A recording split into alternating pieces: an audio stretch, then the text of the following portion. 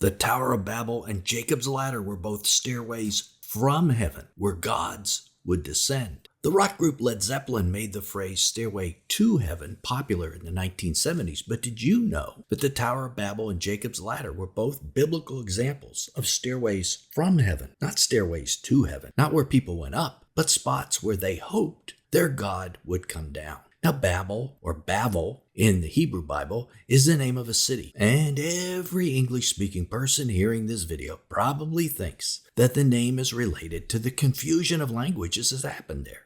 The confusion that made them all sound like they were babbling at each other. But that's not accurate. The name Babel isn't about speech at all. It's based on an Akkadian word meaning gate of the gods or gate of heaven. Keep that in mind, gate of heaven. You'll hear it later in the video. The ancient people who lived there thought of their city as a connection point between heaven and earth, and their magnificent tower or ziggurat was the centerpiece of this gate of heaven. These ancient ziggurats featured a stairway from the ground to the top, and the builders considered it a stairway from heaven. If you notice, these towers were shaped like mountains as well. So the inhabitants of Babel imagined their gods coming down from heaven to the mountainous structure they'd built and descending the stairway to be with them. What would have given the idea to do that? Isn't that a strange thing to consider? Well, think about who these people were. They were the descendants of the survivors of the flood. About 200 years earlier, 8 people stepped off the ark into a world that was vastly different from the one they left behind when they got on the ark. Noah, his wife, and their 3 sons and their wives.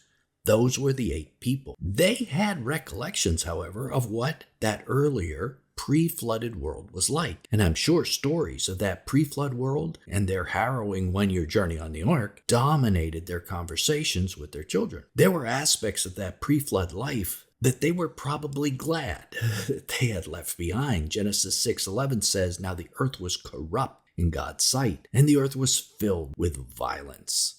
Sounds a little bit like the nations we live in now, huh? Corrupt, violence, pretty similar. And I'm sure we would like to leave that behind as well. But there were other aspects that maybe they missed. We learn about this from the great-great-great-grandchildren of Cain. Now, Cain, he's the one who slew Abel. Here is what Genesis 4 says about those great-great-grandchildren. Ada bore Jabal. He was the father of those who dwell in tents and have livestock. His brother's name was Jubal. He was the father of all those who play the lyre and the pipe. Zillah also bore Tubal-Cain. He was the forger of all instruments of bronze and iron. Genesis 4:20-22. So Cain's descendants brought the knowledge of farming, raising animals, metalworking, and music to the world. The very small band of those living in Babel probably missed some of that technology. They'd heard about it in the stories told around the fires at night, but they had forgotten it because all of Cain's descendants were killed in the flood.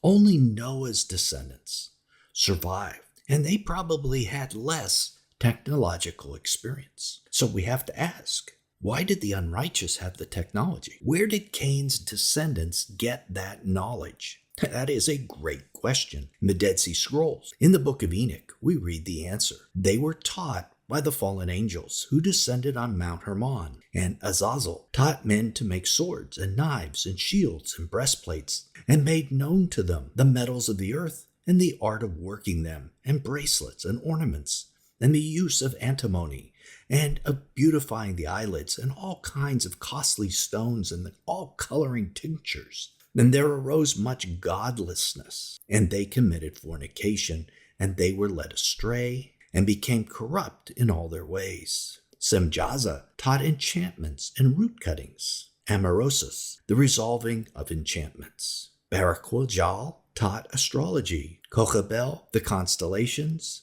Ezequiel, the knowledge of the clouds. Araquel, the signs of the earth. Shamsizel, the signs of the sun. And Sariel, the course of the moon. Enoch 8:1-4. Not only were useful skills taught, but allurements to seduce. Astrology and magic were taught as well. In our modern world, we need to remember that technology is a two-edged sword.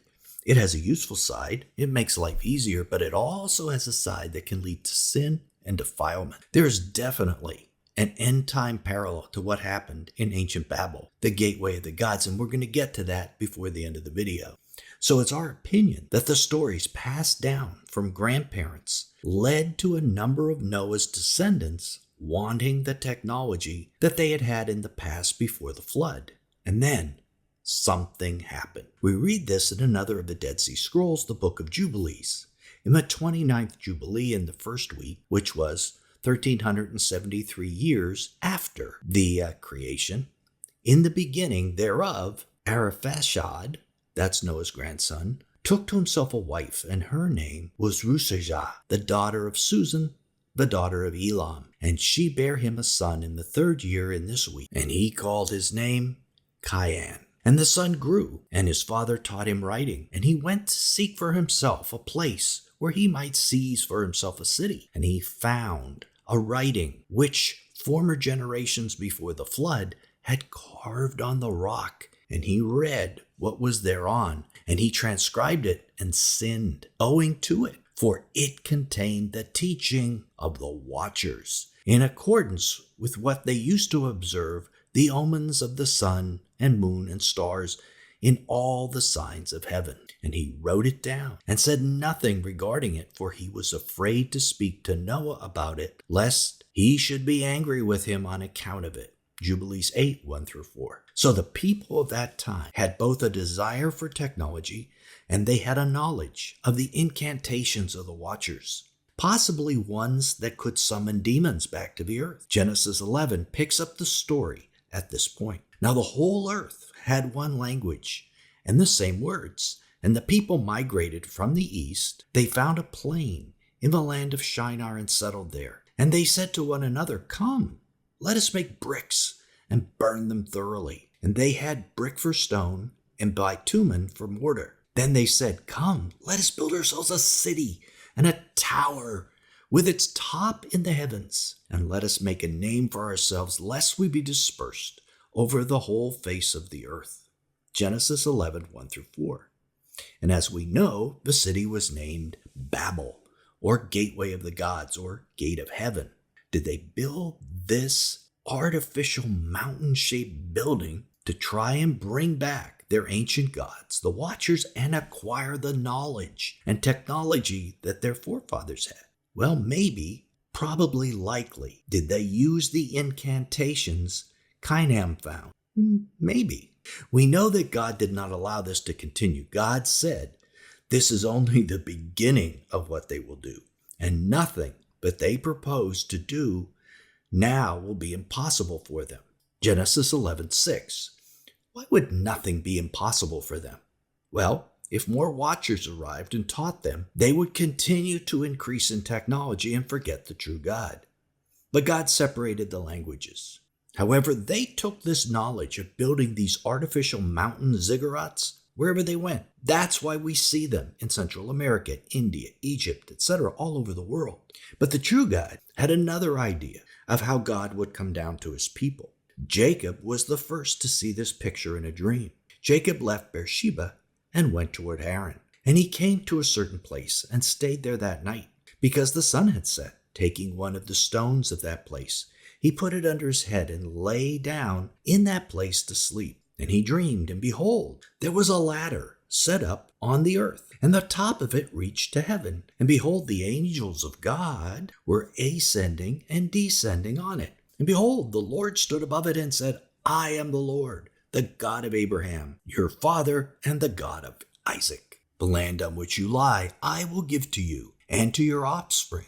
Your offspring will be like the dust of the earth, and you will spread abroad to the west, to the east, to the north, to the south. And in you and your offspring shall all the families of the earth be blessed. Behold, I am with you, and will keep you wherever you go, and will bring you back to this land. For I will not leave you until I have done what I have promised you." Then Jacob awoke from his sleep and said, "Surely the Lord is in this place, and I did not know it." And he was afraid and said, "How awesome is this place! This is none other than the house of God, and this is," wait for it, "the gate of heaven." Genesis 28, 10-17. Did you catch that? He said that place was the gate of heaven, the Babel, so to speak. and he called the place Bethel. Sounds like Babel, doesn't it? And did you notice the angels ascended and descended on this ladder or stairway from heaven? This is exactly what the people of Babel envisioned, but they got fallen angels.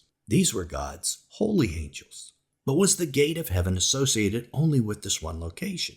At the very beginning of Jesus' ministry, he had this encounter with Nathanael, his disciple, which really explains it all. Nathanael said to him, "How do you know me?" Jesus answered him, "Before Philip called you, when you were under the fig tree, I saw you." Nathanael answered him, "Rabbi, you are the Son of God.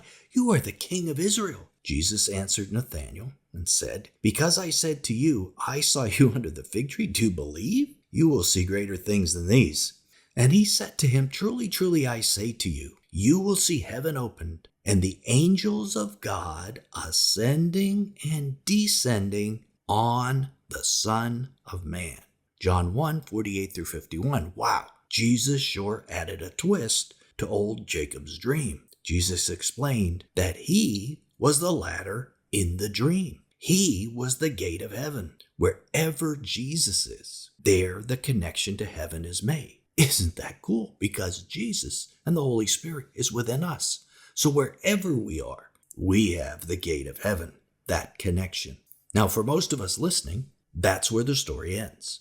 But unfortunately, not for most of the world. They still desire things the fallen angels can teach them. Knowledge, technology, allurements, etc. Things haven't really changed since the days of Babel. The book of Enoch begins like this because Enoch knew that what he was telling the people of his day wasn't for them. It was for us. Listen to this very carefully. The words of the blessing of Enoch, wherewith he blessed the elect and righteous who will be living in the day of tribulation, when all the wicked and godless are to be removed. And he took up his parable and said, Enoch, a righteous man, whose eyes were opened by God, saw the vision of the Holy One in the heavens, which the angels showed me. And from them I heard everything, and from them I understood as I saw, but not for this generation, but for a remote one, which is to come. Concerning the elect I said, and took up my parable concerning them. Enoch 1:1-3. So the book of Enoch was written as a parable for those living in the last days. What happened then is going to happen again. People will try to summon the ancient watchers. Is this what is going on at CERN in Switzerland? Click right here to keep watching and see if the scientists there are attempting to create a portal to do incantations of sorts, to create a gate of heaven, to bring Satan and the watchers back one more time. Till then, this is Nelson, and I'll see you there.